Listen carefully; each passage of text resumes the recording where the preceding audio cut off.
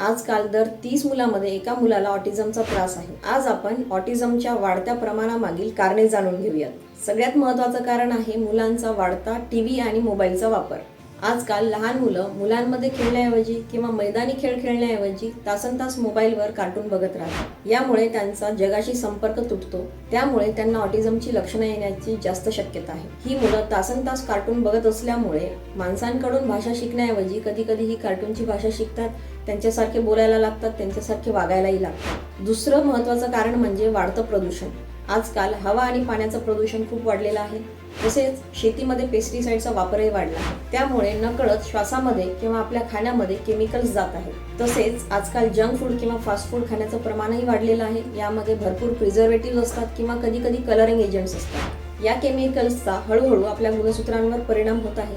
तसेच स्टडीजने हे प्रूव्ह केलं आहे की ज्या गर्भवती स्त्रियांच्या खाण्यामध्ये या पदार्थांचा समावेश असतो त्यांच्या मुलाला ऑटिझम होण्याचा धोका जास्त असतो. तिसरं महत्त्वाचं कारण आहे ॲडव्हान्स्ड मॅटर्नल आणि पॅटर्नल एज.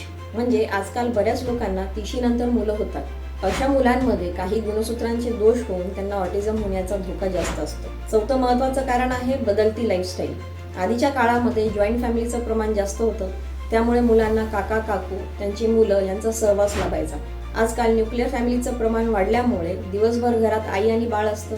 त्यामुळे बाळ शांत राहावं यासाठी त्याला मोबाईल देण्यात येतो आणि तासनतास तो मोबाईलवर स्क्रोल करतो. त्यामुळे ऑटिझमचे प्रमाण कमी होण्यासाठी पालकांसाठी काही स्क्रीन टाईमबद्दल गाईडलाईन्स आहेत. त्यामध्ये 2 वर्षाखालील मुलांना मोबाईल दाखवूच नाही. तसेच 2 वर्षाच्या वरील मुलांना 1 तासापेक्षा जास्त मोबाईल दाखवू नये.